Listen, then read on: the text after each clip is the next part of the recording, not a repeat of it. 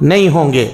اور اس کے بعد اللہ تعالیٰ نے کہا وَقُرْ رَبِّ اغْفِرْ، اے اللہ کے نبی صلی اللہ علیہ وسلم کہیے اغفر، اے اللہ رب العالمین ہم کو بخش دے، ہم کو معاف کر دے۔ جبکہ اللہ کے نبی صلی اللہ علیہ وسلم کے اگلے اور پچھلے سارے گناہ معاف تھے، معاف تھے نہیں تھے؟ پورے گناہ معاف تھے۔ اس کے باوجود نبی صلی اللہ علیہ وسلم کیا کہتے ہیں؟ فَإِنِّي أَسْتَغْفِرُ اللَّهَ فِي الْيَوْمِ 100 مرہ، لوگوں میں دن بھر میں اللہ رب العالمین سے 100 مرتبہ مغفرت کرتا ہوں۔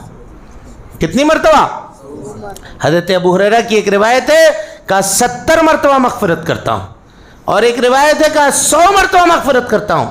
اور حضرت ابو ہریرہ کی ایک اور روایت ہے کہ میں نے ایک مجلس میں، ایک بیٹھک میں اللہ کے نبی صلی اللہ علیہ وسلم کو 100 مرتبہ مغفرت کرتے ہوئے سنا ہے میں نے۔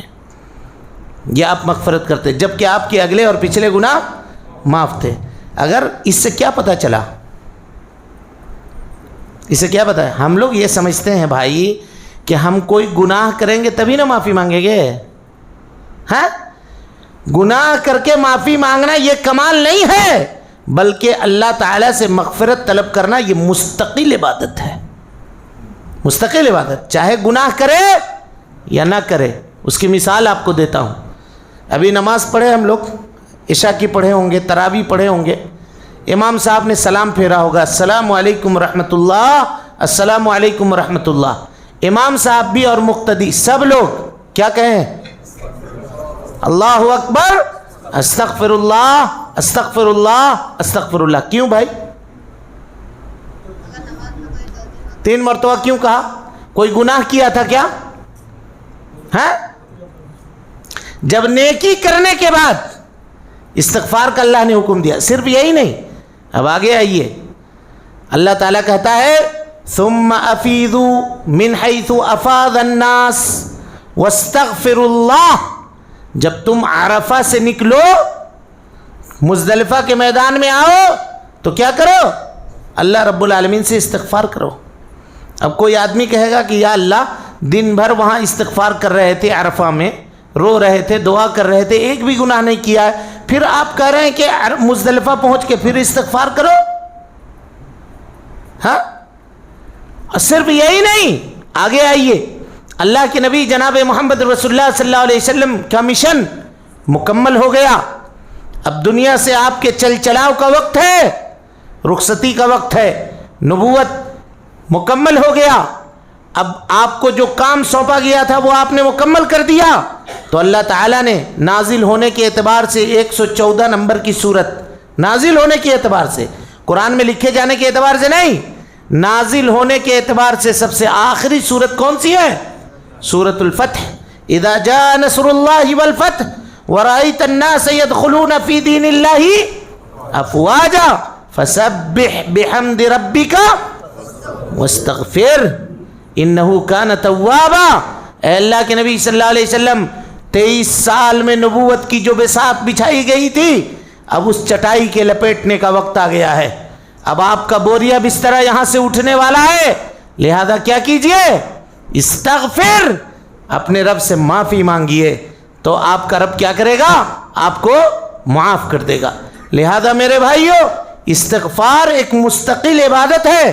ہم لوگ سمجھتے ہیں کہ استغفار کر، جب گناہ کر لو تب استغفار کرو، گناہ نہیں بھی کرو تب بھی استغفار کرنا چاہیے۔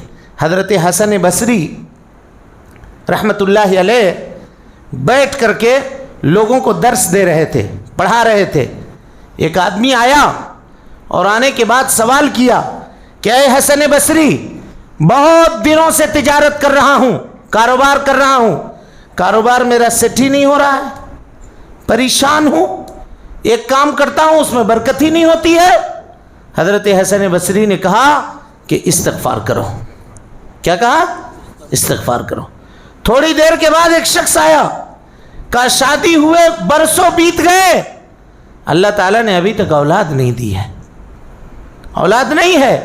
حسن بصری نے کہا کہ استغفار کرو۔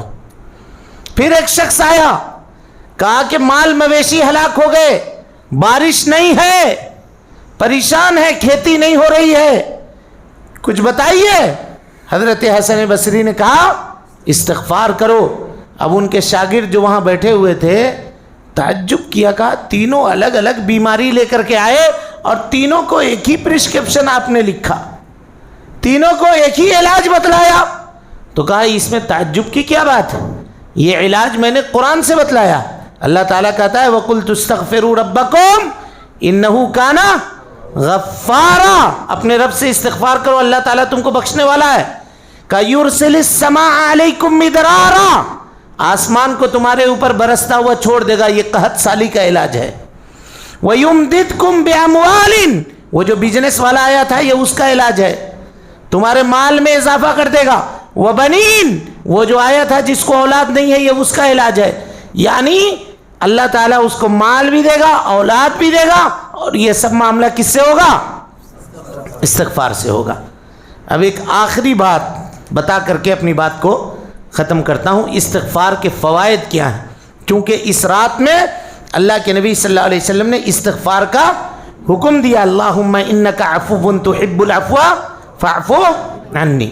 امام احمد ابن حنبل رحمۃ اللہ علیہ کے بیٹے عبداللہ ابن احمد ابن حنبل ہے نا, یہ روایت کرتے ہیں اپنے والد سے. کتاب ہے ان کی, اس کے مقدمے میں اس کا تذکرہ انہوں نے کیا ہے. بعض لوگوں نے اس کے سند میں کلام کیا ہے, تب بھی استئناس کے لیے بیان کرنے میں کوئی حرج کی بات انشاءاللہ نہیں ہونی چاہیے. وہ اپنے باپ سے روایت کرتے ہیں, کہتے ہیں امام احمد ابن حنبل اپنا واقعہ بیان کرتے ہیں, کہا کہ ایک مرتبہ حدیث کو حاصل کرنے کے لیے, طلب کرنے کے لیے میں سفر کر رہا تھا, اور سفر کرتے کرتے ملک شام کی راجدھانی دمشق پہنچا, سیریا کی راجدھانی دمشق. کہا جب پہنچا ایک مسجد میں تو عشاء کی نماز ہو چکی تھی اور لوگ مسجد سے نکل رہے تھے, جا رہے تھے. امام صاحب مسافر تھے, اپنا موٹری جو تھیلا تھا وہ لٹکائے ہوئے تھے. مسجد کے دروازے پہ پہنچے تو دربان نے کہا کہ اے اجنبی مسافر, والی شہر کا یہ حکم ہے کہ رات کو کوئی بھی مسافر مسجد میں قیام نہیں کر سکتا ہے, آپ مسجد میں نہیں رہ سکتے ہیں, چلے جائیے آپ. کہا کہ بھائی اگر میں اجنبی ہوں, مسافر ہوں, رات کا وقت ہے, کہاں جاؤں گا, مسجد میں رہنے دے دو. کہا نہیں, مسجد میں رہنے کی اجازت نہیں ہے. کہا تو کم سے کم اتنا کرو کہ عشاء کی نماز میں نے نہیں پڑھی ہے, وہ نماز پڑھ لینے دو. کہا کہ نہیں بھائی, میں مسجد بند کر رہا ہوں, تمہارے ایک کی وجہ سے میں یہاں کب تک بیٹھا رہوں گا. یہ کہہ کر کے انہوں نے امام صاحب کی موٹری اٹھائی اور اٹھا کر کے روڈ پہ ڈال دیا. کہا جاؤ, کیوں تنگ کرتے ہو, اب میں مسجد بن کے اپنا گھر جا رہا ہوں. اس کو پتہ نہیں تھا کون ہے. بہرحال راستے میں چل کر کے ایک آدمی جا رہا تھا, اس نے دیکھا کہ ایک مسافر ہے, پریشان ہے, تو اس نے موٹری اٹھا لی اور کہا کہاں سے آئے ہو. کہا فلاں جگہ سے آئے ہیں چل کر کے. کہا چلیے آپ ہمارے گھر آرام کیجئے گا, صبح آپ کو جہاں جانا ہے وہاں چلے جائیے گا. کہا وہ جو شخص تھا جو امام صاحب کا سامان لے کر گیا تھا وہ خباز تھا. خباز کہتے ہیں روٹی بنانے والے کو.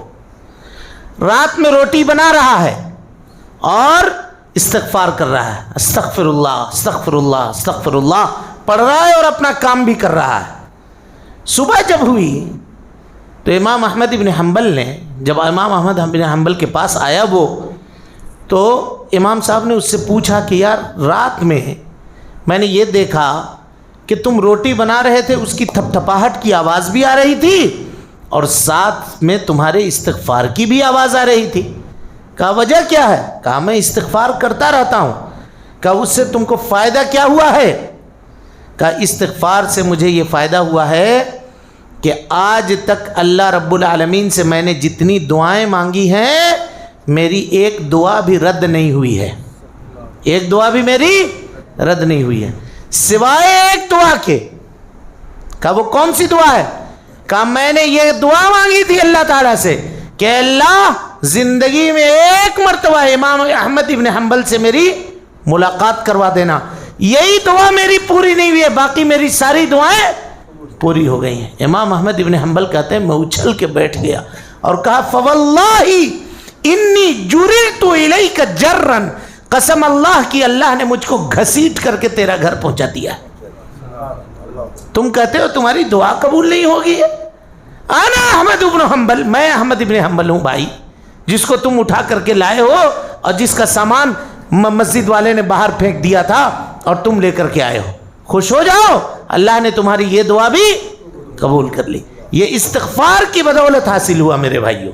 لہذا آج کی اس رات میں کثرت سے استغفار کیجئے، اپنے گناہوں سے معافی مانگیے، اور اسی طرح سے یہ مہینہ اب ختم ہونے والا ہے۔ مہینے کے ختم ہونے کے بعد عبادتوں کے اختتام کے وقت استغفار کی اہمیت بڑھ جاتی ہے، جیسے اللہ کے نبی صلی اللہ علیہ وسلم کی زندگی کے اختتام کے وقت استغفار کرنے کا حکم دیا، اسی طریقے سے نماز ختم ہونے کے بعد استغفار کا حکم دیا۔ حج کا جو سب سے بڑا رکن ہے عرفہ کے میدان، وہاں سے جب حاجی نکلے تو استغفار کا حکم دیا۔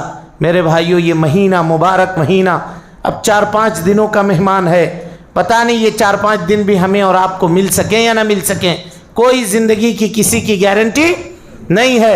آئندہ سال